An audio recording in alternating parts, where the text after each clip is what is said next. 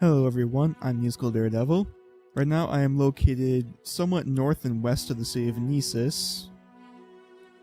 And out here is a small damsel in distress, Sinette Jeline. When we talk to her, she tells us that she is in fact a lady in distress. It seems that she has dropped her ring in the small pool of water off to the right there, and she wants us to go get it. And we'll say yes, I'm sure there's probably a nice reward for it anyway. So we can just head right into this pool here, and oh look, the ring is right there. This wasn't too hard at all.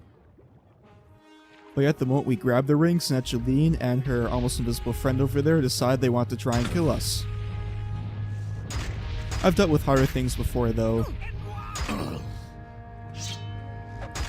It's a lovely little scam, just make people go into the water over there and then kill them and take all this stuff. It's too bad they have messed with the wrong person, who can't seem to hit them with a sword for some reason. Alright, and Sinette's friend goes down without a problem too. And now, just like every other time we kill someone, we take everything off them and dispose of their corpse. And we dispose of Sinette's friend's corpse too, and now some of you might not realize it, but we just completely broke the game. How is that? Well, on Sinette's friend, there was an amulet. The Amulet of Shadows, which casts a spell of Chameleon for 60 seconds. And that 8% there means that we are invisible to practically everything in the game, and I'm only saying practically to just cover my ass there. And this isn't like the actually named invisibility spell in the game, which disappears whenever you open the door or pick something up or anything. This is real invisibility. Now what this has to do with Milo's quest, you will find out in just a few minutes. Now all we have to do is head to the Hall of Wisdom and see if we can find where Milo is. First lost this person. And it doesn't seem like he knows anything about Milo. That's very odd. Kind of works in the same spot. Maybe someone actually in the library would know.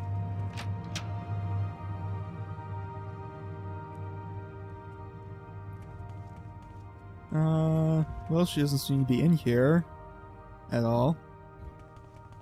So why don't we ask this guy right here?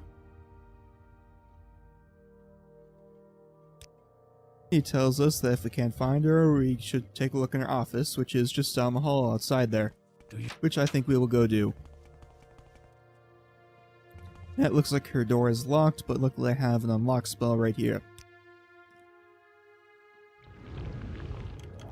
I've actually had incredible luck with that unlock spell. It keeps working, although I'm not sure why. So nothing out of the ordinary in her office, but on top of her desk is a note.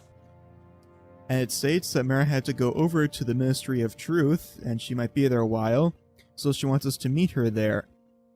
And she wants us to bring a couple Divine Intervention scrolls we, quote, borrowed, unquote, and that we should just talk to the guard and they will let us in.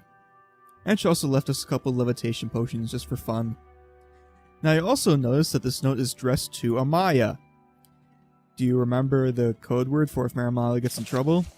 I'll give you a hint, it was that word at the top the note was addressed to, it's Amaya. So now we need to head over to the Ministry of Truth and see if we can find Milo there. Let's not make this official. What is it, Sarah?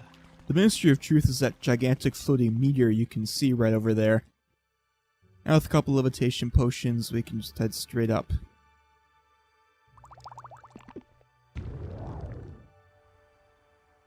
An interesting fact is that the Ministry of Truth is being held aloft by Lord Vivek, who is in his palace right over there. Maybe we'll get to meet him a little later. Spit it out or hit the road.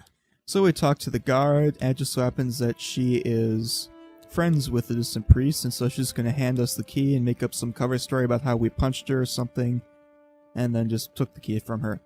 And she tells us that the door up top is the best one to go into and not the one right next to her, which is good to know. And now this is where the Amulet of Shadows we picked up comes into play. See, the Ministry of Truth is a very secretive place, and people don't want us poking around in there. And so if any of the people inside were to spot us, they would instantly call all the guards and everyone would rush up to attack us all at the same time. So now with the Amulet of Shadows, we can remain completely invisible and no one will know we're in here. And this is the wrong tunnel. Where am I going?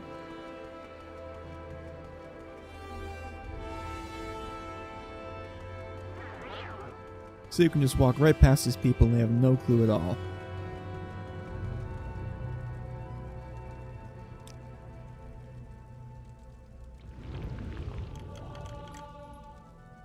And that spell works again. I don't know why it keeps working. I have less than a 50% chance to cast it, and yet it just keeps working.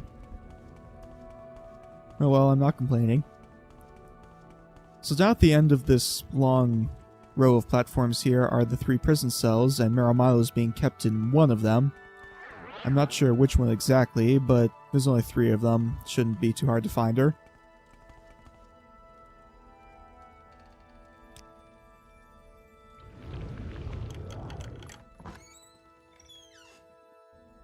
And you are not Maram Milo at all. I don't care about you. Oh, and the doors are locked from the inside. Lovely. And you're not Maram Milo either. Of course, it just has to be the last one. Oh, and now the spell starts failing. I was probably going to fail a bunch of times in a row. Oh, it worked that time.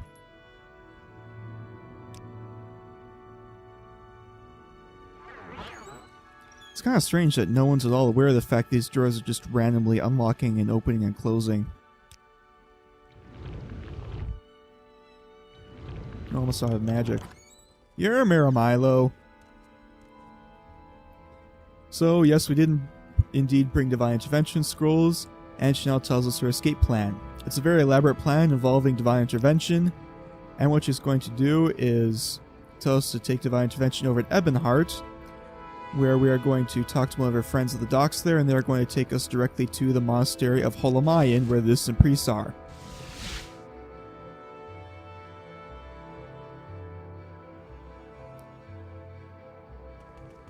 So with Divine Intervention, we end up straight at Ebonheart, and Milo's friend is on the other side, who will take us to the monastery where we will learn absolutely everything.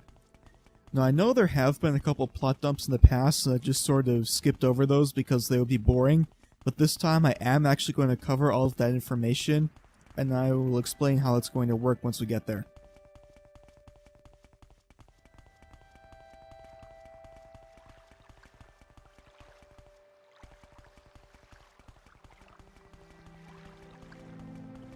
This right here is a friend, and we tell her that we know her, even though we actually don't, we just met her for the first time, and that we want to go fishing with her.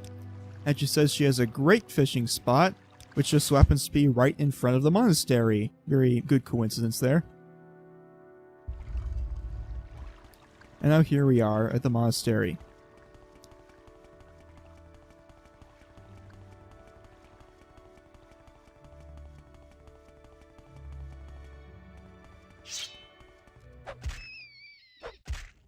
Oh, it looks like I got here at exactly the right time.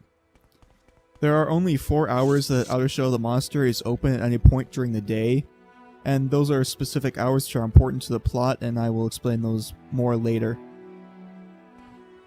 For now, we'll just head in. I think I'll show you around a little bit. This is the main hideout of the Distant Priests. It is just a little bit to the south of Sadrith Mora. You can see there on the map there. And these are some priests who basically just sit here and study various texts the entire time.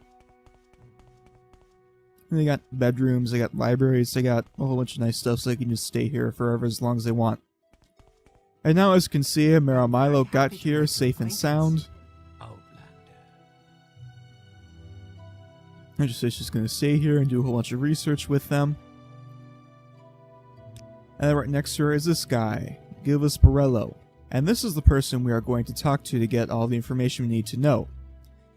Now you've noticed that I've split this update into 2. The first part involved the quest to just rescue Milo, and the second part of this quest involves all of the plot dump. So that way, if you have already spent hours on the internet researching all of Morrowind's lore like I have, you can just skip over the second video and join me in the very next update. I'm actually going to be staying here in Holamayan and not moving, so I won't miss anything if you skip that video. But for those of you who want to continue on and learn all of that plot information, I will see you guys in part 2.